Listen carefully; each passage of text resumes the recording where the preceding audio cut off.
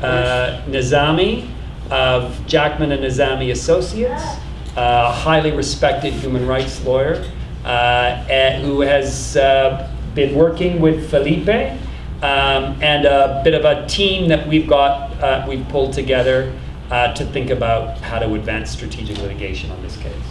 Over to you.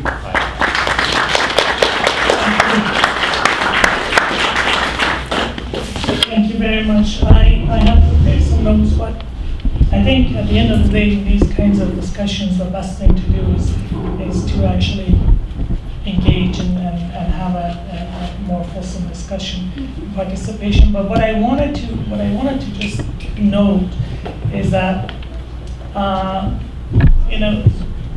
the Immigration Act itself, I mean, it obviously has a long history and unfortunately a very racist history, to the extent that some of our immigration legislations in the past had even racist titles. But the other aspect of the immigration law, the way it works, is that a lot of people probably think it's, I know people who actually believe immigration law is all about human rights, to allow more people to come in and give them opportunities, when in fact immigration law is, all it is an extension of the labor market in terms of what our own selfish needs are, and where we need to bring employees to fill in positions and make sure the wage costs are as low as possible. And so for the longest time, it used to be called Immigration and Employment Act for the same reason. Now it's Immigration Act because it's been changing over time. But now one of the areas, and many different things under Immigration Act, including the 6 categories of inadmissibility that Felipe mentioned, have been litigated extensively, and I've been involved in a few of them, especially the serious criminality issues, spy-related issues, and terrorism, and so on and so forth. Some of these are very serious inadmissibility grounds. But the medical inadmissibility one has not been challenged as much. In fact, there's only a few cases, and one of which made it to the Supreme Court, and again, not on the charter. So one of the questions that people it's important from this very question is, why is this area of law not being litigated? Why has it stayed in the law as it is for so long? And of course, you can imagine there's many reasons behind it. Financial is one of them, but also stigma associated with illness and with disability is another big factor. There are many individuals facing the same problem, but of course they don't step forward, and many of them don't even apply to begin with. They might give us a call and say, well, I have this member of my family, what should I do? What is the law? You tell them the law, and that's the end of it. They won't even apply. So it's an extremely important opportunity with this situation, and I have to stress this over and over again, that we need to be aware of, because this type of opportunity doesn't come in this area of law often. When I first met Felipe, and he already has a lawyer, he just was talking with other lawyers, and as lawyers, the first thing you do is, your main goal is to win that individual person's case. How do I win your case? It's your case. And of course, his issue was, I don't want you to win my case. I want you to help us win this bigger war. And of course, it's a big dilemma for a lawyer when you're in that position, so you have to start figuring out how this is done then. And of course, for me, that was obviously something I absolutely love, and it was great to hear that. But I want to make sure people understand that, because I don't really, honestly, I don't know when and how it would be possible. I don't know if maybe some of you are active in this area. You might have heard about inadmissibility and illness in the context of immigration, but the majority of people I know actually don't know anything about it, and have never heard it. They've heard many other things, but not this one, because it's not out there. And the last time it made its way to the Supreme Court, what ended up happening is that we actually are in fact stuck now with the second level of discrimination.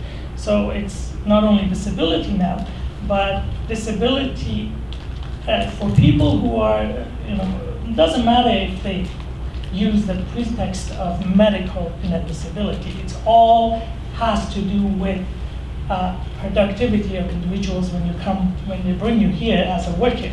You know, if you're disabled, in their eyes, you can't work. So at least not as productive as whatever they want to characterize as an able person. This is the history of it. This is where it comes from. So when you actually do a real assessment of the cost, it is in fact negligible because the services are already in place. So whether or not Nico is in a program isn't really going to make a difference. The program is there. The question, you know, in fact, if anything, you've added a new taxpayer to the whole system. And that's how I look at the calculations of it. But the bigger issue is, you know, to try to bring out this bigger problem, the systemic problem behind this, and it is very deep discrimination. But what the Supreme Court said is that if you have the financial means to pay the costs, doesn't matter if the cost calculation is arbitrary, then it's okay. You can overcome inadmissibility. But, you know, think about this. How many immigrants have the financial means to actually, in addition to everything else, to also pay $20, $30, $40, $50,000 a year? I know it doesn't reflect the reality of things, but this is a second layer of discrimination, which is not the kind of discrimination that's protected by the Charter.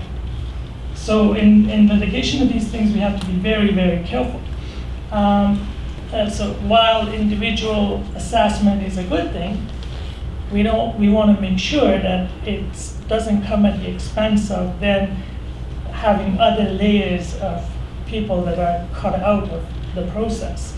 But one case that actually, where the federal court that actually considered the Charter, ended up saying, well, because even though it was a disability, and I think it still is anyways, the court was happy with the fact that you could make a distinction and say it's an illness and therefore and not disability, and therefore, you know, it's justified and it doesn't breach the Charter for immigration to be declaring them inadmissible. Again, you know, there's that part of the distinction we have to be careful about is illness and disability to try to figure out really what is going on. So that's the other aspect of that case. But the most important thing for me, for us involved in this case from a legal perspective, especially when it's human rights, is that I don't think these cases are won in the courts alone by themselves without the involvement of the community. I don't think we've ever won a single human rights case in the court when we did not have public support behind us outside. I mean, you can try to separate law from politics or economics or whatever as much as you want to. At the end of the day, this is the way the system operates. And so the judges are the only thing that is in front of them is what is this going to cost Canada in terms of money? And so, but what is the opposing voice? If it's just the Felipe's family, and then you have the state experts talking about the cost to Canada, then you can kind of imagine what would happen in that courtroom.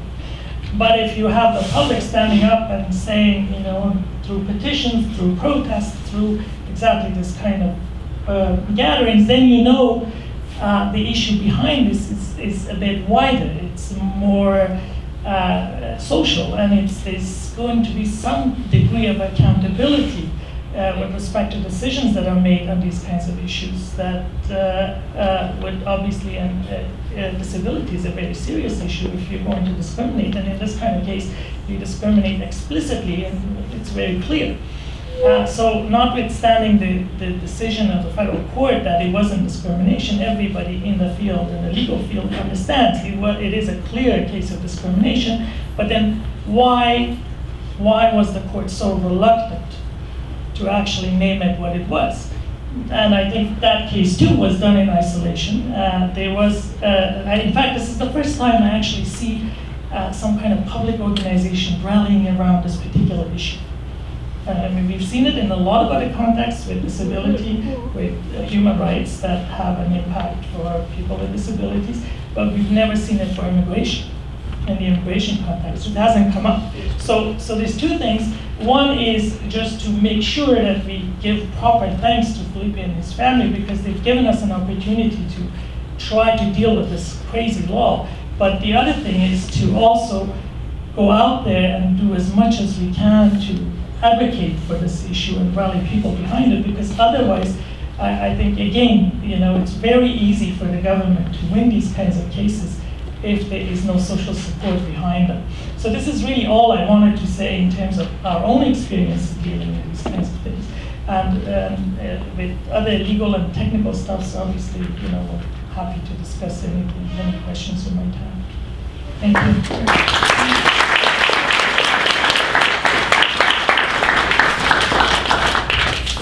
So now is the time. I think we're opening it up to.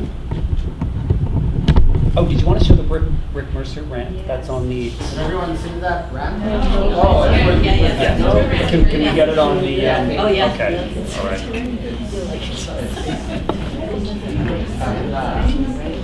Just while we're setting this up, I want to just come back to this point about the difference between a distinction between disease or disability and illness, and to be careful about how we draw that line too neatly. Yes, like we can simply identify someone who's disabled and they're distinct from someone who's ill. The sort of the social understanding, the social model and human rights understanding of disability would apply to people who also have long-term chronic conditions, right? Which are health conditions, but they're limited in their activities. They face barriers. They just face discrimination as a result of those long-term health conditions. And whether we're talking HIV/AIDS, whether we're talking chronic fatigue, whether we're talking cancers. So we want to be careful that we don't end up sort of striking at this divide between our community, right? Which is because our disability rights community includes lots of people with long-term who are disabled or face disabling barriers as a result of chronic health conditions. So as we formulate our litigation strategy, we're going to want to be just attentive and careful about that. Are we ready for this?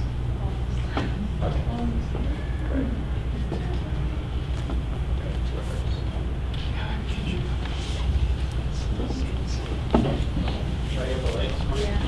Yeah, that'd be great. Thanks, Ron. It's 2 minutes, not even 2 minutes. Great.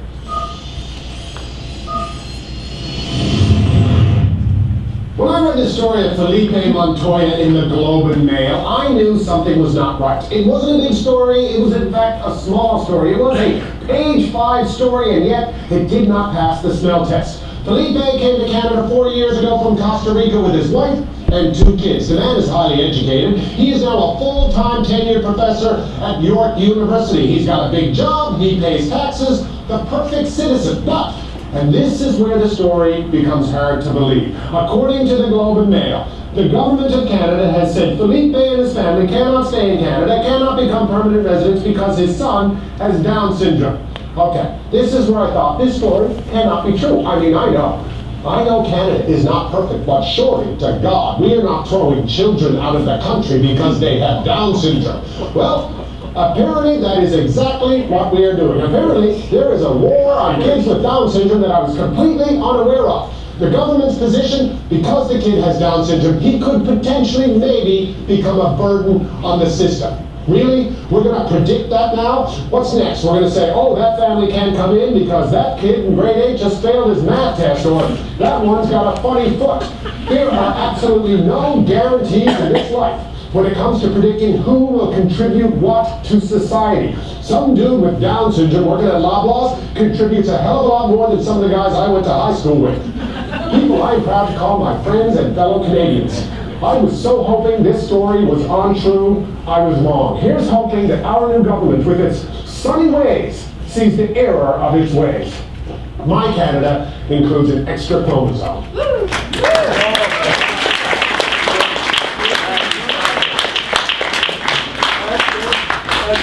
Okay, so over to you. As Hadayt said, part of what makes for successful litigation and systemic change is building a political movement. And political movements are inspired by stories. They depend on real stories. And this is a beautiful story on which to inspire this movement. So want to open it up now to this group, to your reactions, questions for the Montoya family, if that's okay, and others on the panel, and comments or reactions you have, and ideas that we can take away. And we'll be recording these, and as I said, we've got a bit of a campaign team that's coming together. Hi, maybe you can say your name. Yeah. Sure. My name is Dr. Fran Renee-Jaffer, and I just want to give you my comments. I spoke to you a little bit before. I've been doing this type of work for 25 years, so I've seen many people from all over the world who are blocked from coming to Canada for non-admissibility because of the label of MR, pardon the expression, mental retardation. So one of the major problems we have is that the Canadian government's policies are still trapped in that archaic eugenics mode of thinking. And so strategically, litigation-wise, what you might want to be thinking of is the simple foundational fact that when they took your son to do assessment, right, the assessments that they would have utilized, I will tell you probably 95%, I'm right here, that those assessments are ones that are non-valid for persons with trisomy 21 Down syndrome. So that's a first line of attack, okay? So, and that has roots in diversification neurologically with this syndrome, so that's one way to go. The second that your son would have had that diagnosis and that IQ quotient, economically, this is where you're going. He economically is going to be quantifiable. He's not a human being anymore. The paragraphs you're showing me up here, I have to laugh to myself, because how is it possible that your son is like every other case I've ever seen, right? So he's now, first of all, he's going to become a burden in terms of school, because they're going to quantify him being at a risk burden in a segregated class at $21,000 a year from now till the time he's 21. So you have to thwack them out on that. They're going to look at all of the genetically predisposed conditions that he could have as a person living with trisomy 21 and talk to you about how that's going to cost money. They'll tell you, even if he doesn't have these issues, they'll talk to you about his speech issues. They'll talk about the fact that he needs people to take him out in the community. I mean, you can see by these photos in his family, that's not the case at all. So from a strategic point of view, you need to be thwacking away at all of these issues for him. And those are my comments. Yeah. Okay, thank you. Other questions, comments, ideas? Yes. Can you just share your name with us and how you connect to this? Sure. Hi, my name is Sedora, and I had a question in terms of treading lightly with drawing a fine line with somebody who has an illness. Because many, or not many I should say, but some people living with disabilities also have complex medical needs. And if you're trying to build a movement, I feel like you are alienating a lot of people, and a lot of people who are also traveling with their families and facing immigration issues, or who also might have mental health needs and also need medical care as well. So I was wondering if you could speak a little more to that. Well, I mean, that's certainly, that's a huge concern for us, which is why I wanted to raise that point earlier. We're not drawing a divide between people with disabilities and people with long-term chronic conditions, mental health issues. And, but at the same time, so we're going to have to negotiate how we do this, because at the same time, we don't want to apply kind of illness stories to Down syndrome, which is has been such a part of the kind of ideology around disability in this country, that is by definition an illness. So we need to challenge that without creating a barrier with people who bring long-term conditions and health conditions which may be disabling. We don't think that people, like our view, it's at our association, is that people with long-term health conditions should not be denied either. So how we kind of knit this together as a movement is one of the questions we're going to be working on. But Felipe, comments on that? Yeah, it's just, I think what Hadayt said about seeing people in immigrants as money-making machines. Will they make money for the country or not? And I think that's the perverse part of that underlies this whole thing. So, we're all burdens on the state. We all use social services. We all hopefully grow old, and you grow old, you get sick, and you die, and all these things cost the state money. So it's kind of dehumanizing to consider illness as a burden. That's part of the human condition, and I think that is part of the reasoning that we have to, this whole excessive burden, it just should be scrapped, I think.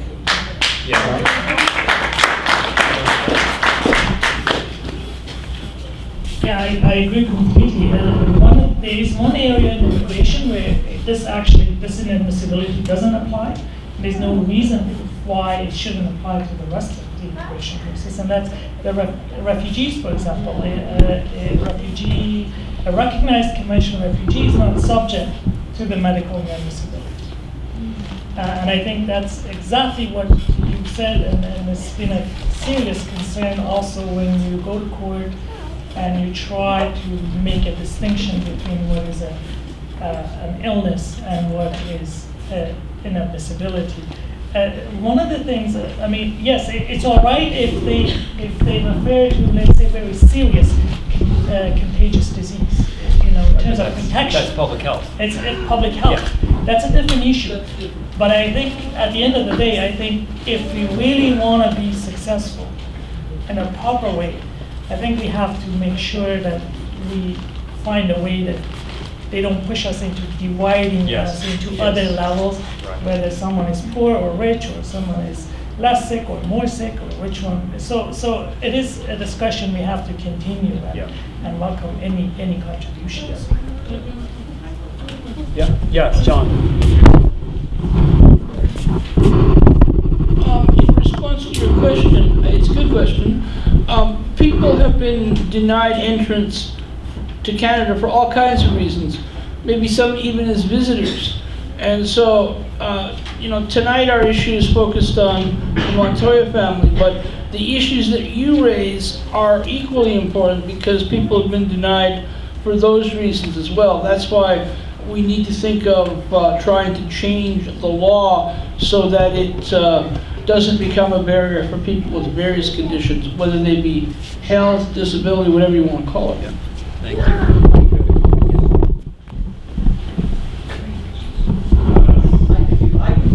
Okay, all right. My name is Adrienne Perry. I'm a psychologist, and I've worked with children and families of children with developmental disabilities and autism. And over the years, from time to time, I've been asked to write letters to help the families in these situations where I'm writing a letter saying, oh, he's really not a burden on society, he's only got this diagnosis or whatever, or this level of intellectual disability. And so I've tried to do my best to help the families, but it's never sat well because it's a stupid argument. And I think it's so important that we say, yeah, some families have a child with a developmental disability. Some people have families with a physical disability. Families have all sorts of things. Societies have all sorts of things. We want to have that diversity in our society. Yeah. And that's just part of being a decent society. And that's what we should be challenging. And I agree, it's not necessarily this one case, and we shouldn't say the argument that, oh, it's not a health issue, or it's not a very big burden, or it's not actually going to cost much. I think that's the We'll divide and conquer wrong way to go. Absolutely. Yeah, I think it's that bigger picture. Inez.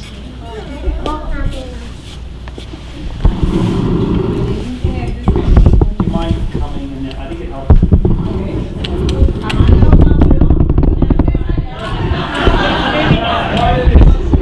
Maybe no. The mic is better. My name is Inadmissible. I am originally from Colombia. I do have a son with Down syndrome. He's 29. And we went through the immigration process. I am not quite sure why we went underneath the radar. And he had, when we became Canadian citizens, Julian had to go through an additional process because he had Down syndrome. And so we asked that he could not do the written test for the immigration. And so he had to do an interview with the judge. And in that interview, he also had to have a medical thing saying that he could not do the test. He could not understand the Canadian government, which I cannot understand either. And his communication level was fair in English. We moved to Canada when he was 15, so he had no English when we came to Canada. Right now he's completely bilingual, which has been amazing for a Down syndrome person to sort of become bilingual. But anyway, so he went with the judge. He had an interview which he could not be supported by anyone. Whether it was because his Spanish is better than his English, no. He had to go alone. So I was with him outside. He had all his papers the people who know me, I am very organized, so he had it in the file. And the judge, it was a woman, she told me I couldn't go, and I said, I know I can't, so, but here I am, Julian, I'll be outside waiting for you. When he finished the interview, the judge asked me to come in, and she said that she wanted to let me know that she would like a lot of judges to have been, a lot of her colleagues to have been in the interview with Julian, that they would sort of realize that it was case by case, that it had to be analyzed, that she could not grant Julian the citizenship, but that she will recommend that he will be granted his citizenship. I'm not quite sure at what level she had to take it, but the decision was not hers, which in many cases it could be hers, and it would take us 6 to 7 more weeks to find out whether Julian would be eligible for Canadian citizen. We didn't have any issues at the permanent resident state. Though, when we were going to enter Canada, my husband came with a working permit. We applied to be part of that working permit with our Colombian passports, and this is the day that I haven't received any answer from that piece, but Julian and I had Italian passports. So we were able to come into Canada without needing a visa. And then we attached to our working permit of my husband.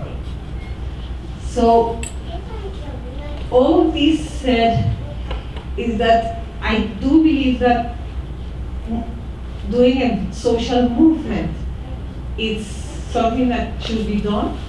And I am amazed that there will be very little support from families that have a son or a daughter with a disability. Because that piece of the burden becomes for them, it will be less dollars for us.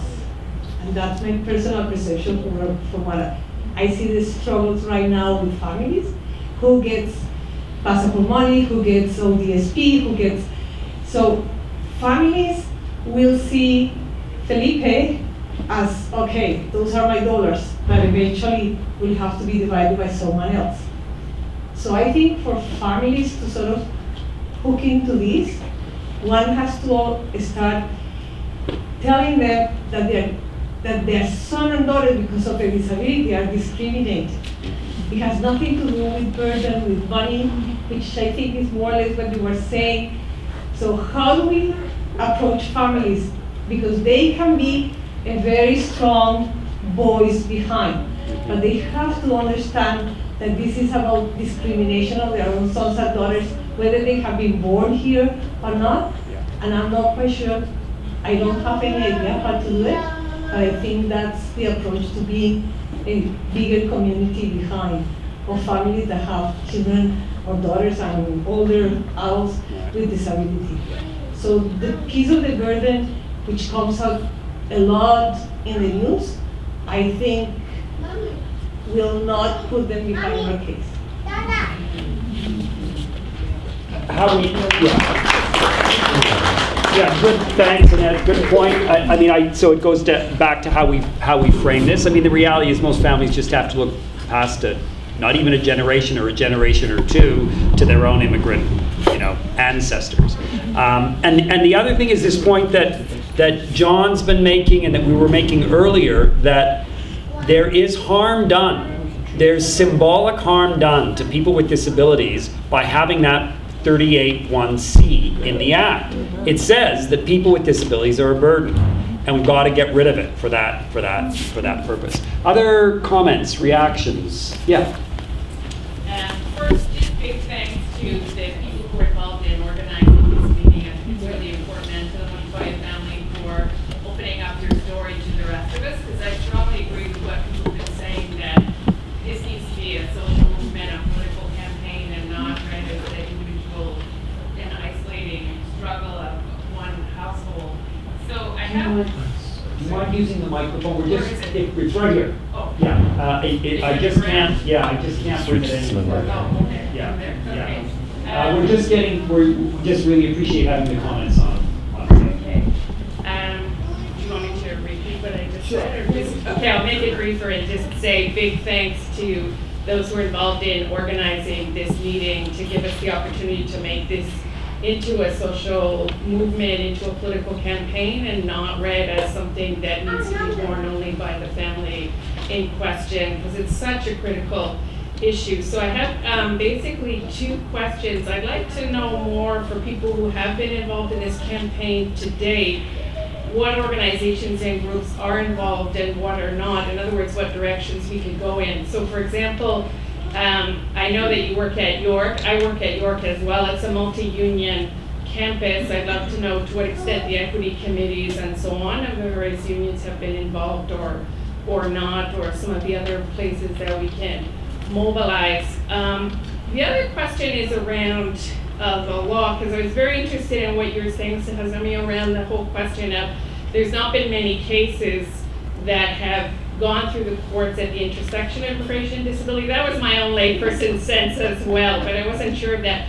But there are cases, there is, for example, the political campaign that happened around inadmissibility of people with HIV and AIDS, right? Because they had largely been barred in both Canada and the US, and that's more or less, I think, been put to an end. So I'm wondering if there's lessons that we can learn around those political legal campaigns around HIV inadmissibility or similar forms of inadmissibility campaigns that have come up, the lessons that have been learned around some of those political campaigns. Great, thank you. Maybe Felipe, just to talk about, a bit about the organizing on your campus, or Noel? I want to say something longer, so I'll answer what I know about that. Okay. Do you want to, at this point, in terms of organizing on York? Yeah, the UFA is aware of the York University Faculty Association. Yeah, that's the union. Sorry, I've become Canadian. So I know, but we're trying to build links between movements here. We don't know each other's acronyms. So that, I mean, it's really been like a whirlwind, and so they really haven't had much time to comment or to act on this. But they're aware of the situation. Okay. And I mean, other organizations, you know the names of all these organizations better than I do. Yeah. But yeah, there's been support. And of course, the faculty I work with is totally supportive, and the president of York University is as well. Yeah. So yeah.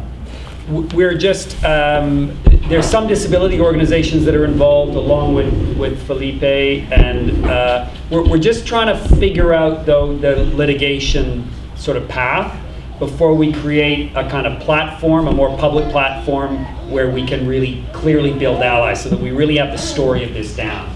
But I'm going to ask Hadayt just to address this other question, the second part of this question around what we can learn from the HIV/AIDS efforts on this issue. I can't really add much to it, except I think it's a very perfect example to draw from, because, but one mistake I think, and this is one that we shouldn't ourselves fall into, is that I think if the larger community linked up with the campaign on HIV and AIDS, decades, I think maybe this whole provision would have been a bit different now. That's interesting.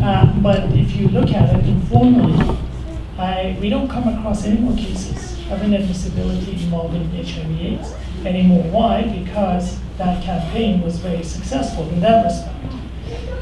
But again, because it wasn't linked to the broader community didn't link to them with the wider issue of disability as a whole or illnesses as a whole, the provision remains intact, and the door is open, of course, if they want to go back to start finding people with HIV inadmissible, because right now there is nothing in the act that says they won't do it or they can't do it. They just stopped doing it because of what happened.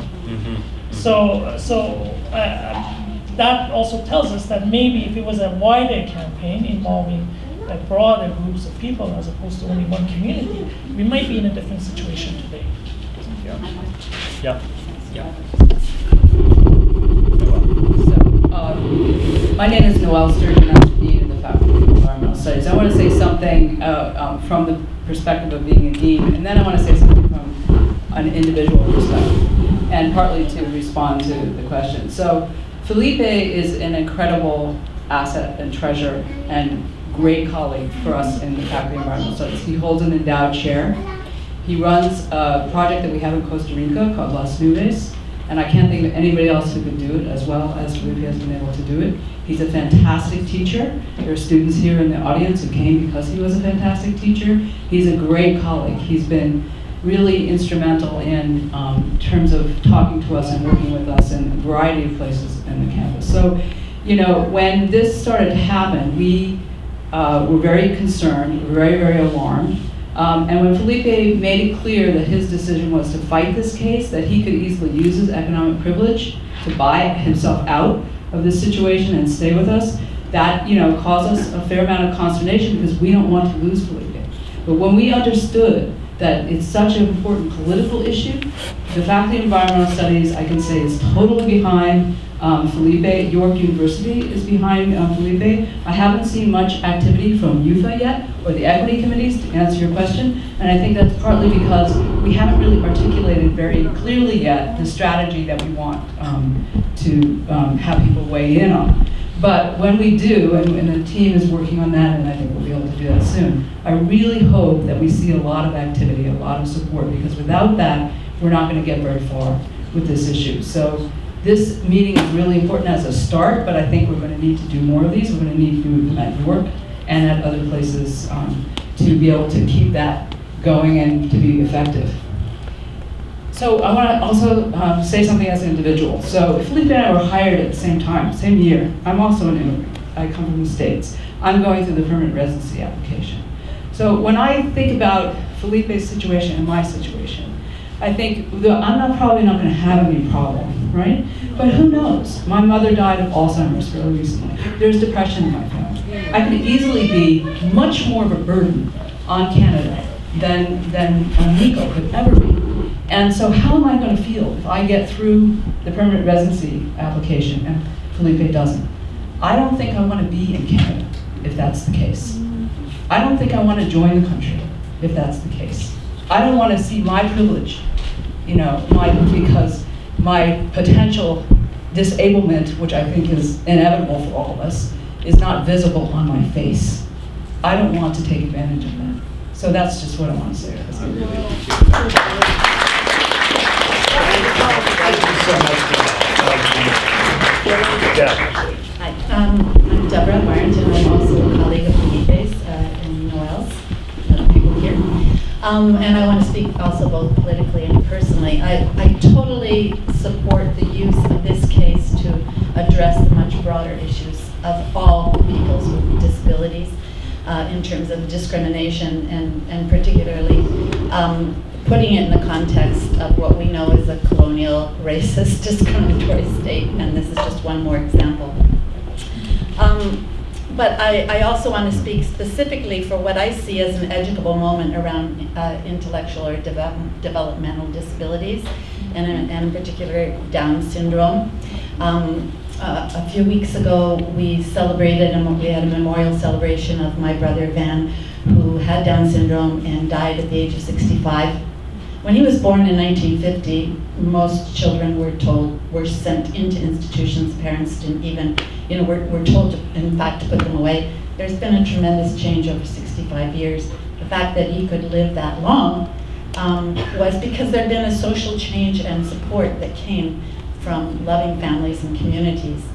But he also taught me that the kind of contribution, and the 150 people who celebrated his life with the testimonies of what they had learned from him, the kind of openness, and when we talk about discrimination, in a sense there's a kind of a lack of discrimination in that 47th chromosome, which is, I think, an incredible gift. It was certainly a gift for us. And I want to emphasize in the framing of whatever goes forward, and particularly in the public education, because it is a moment to educate people, of what these people contribute, that we counter this economistic argument, and that we in fact emphasize the contributions of many people and many different kinds of contributions, not just Down syndrome. But I would like to see that framed. And when I read the petition, the comments that were coming from families that have children with Down syndrome, not only in Canada but globally, on that petition, there were so many testimonies from families about what a gift, what a gift. And so I want to emphasize that in our public education, and then more broadly around other disabilities, emphasize the contributions that people are making as human beings to the diversity that you spoke about. And that we have to really counter that thinking, which is, it's all based on numbers, and it's based, code, whatever it is. Yeah, exactly. Okay. Yeah. Thanks, Deb.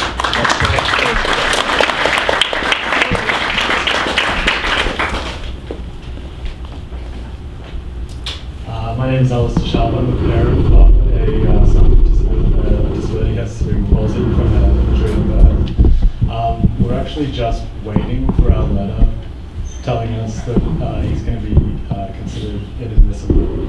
And so I'm very interested in the contact details and being in touch with you guys about this, the strategic litigation. We're in a slightly different situation because he was born in the UK and the hospital admitted fault. So we're halfway through a settlement where they've agreed to pay for his cost. So I'm very interested in this debate that is going on about not making it about the economics, because we have a lawyer there. We've been talking to a lawyer here in anticipation of responding to the letter that we know is coming.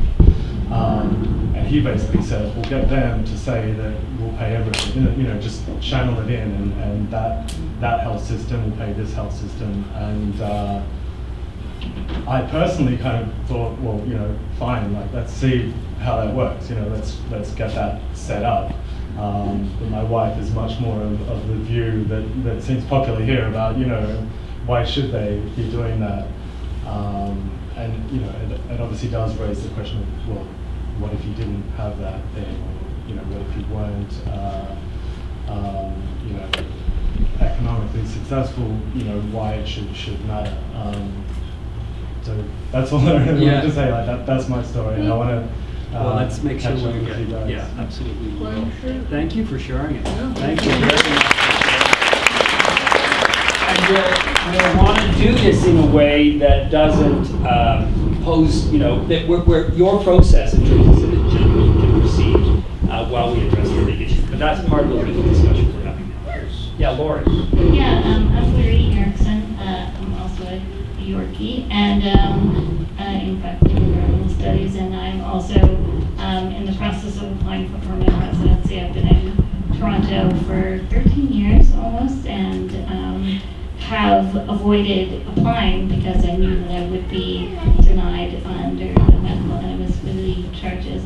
And so I'm also curious as to how we can, as people going through this process, participate and join up so that we can keep it from becoming like you get your agency waiver, I get my agency waiver, hopefully, and then it keeps going, the process. So how do we make it more of a community issue, and also just on the like community visibility piece, like part of my process for applying and trying to counteract the burden argument has been that the way that I've been staying and living in Canada is that I have a collective of people from my community who volunteer their time to do all of my care needs, and they're pretty extensive. I have like 4 different people come by my house each day and do a care shift and help me get out of bed, go to the bathroom, shower, do all those things.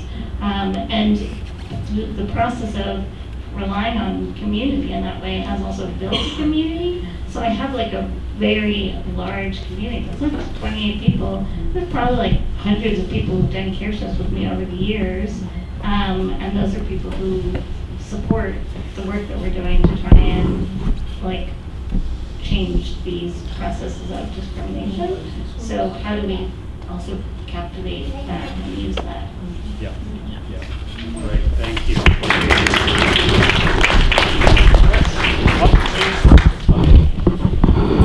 I don't have any solutions. Excuse me. I just want to say, Michael didn't. Audrey Cole. Oh, sorry, I'm Audrey Cole. My involvement is with the Canadian Association of Community Living at all its levels. Now I can't remember what I was going to say. I'm sorry. I have a son, I think 51-year-old son with Down syndrome.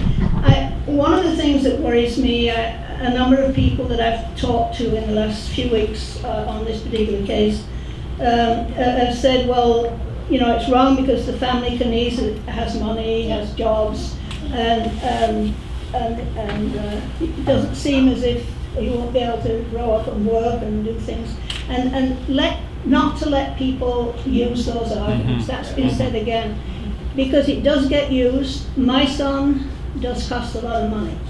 My son doesn't speak. In the last 12 years, 15 years, he's developed a health problem that costs a lot of money. And we're in the midst of a human rights appeal right now. But the issue of money is dominating the process. And he was born here. And yet the Health Act itself was written on the basis of the principle that being ill is sufficient to bear. You shouldn't have to pay on top of that. And we should, and that's right there, certainly in the statement that was made by the ministry before the Act came out. So that's the foundation for the Act, and yet those are the issues that are still being fought, and they're being fought not only with people trying to come in, but people with Down syndrome who cost a lot of money. Yeah, and I think we have part of this is shifting the analysis from, well, individuals cost to asking, so what does it cost to create an inclusive community where everybody's supported? Like, we don't attach cost to individuals. That's part of the problem with this equation. It takes us down, not a dead end, but down an alley that results inevitably in people being excluded and discriminated against. So it's, what does it cost in 2016 to build an inclusive community where a diversity of people can be supported? And given the growing prevalence of what we call disability and chronic conditions, we better shift that analysis pretty soon. Or we're going to face more and more divisions. Chris. My name's Chris Beasley, and I'm a parent of a 21-year-old son with an intellectual disability. And just, I guess, reiterating basically what you're saying, Michael, and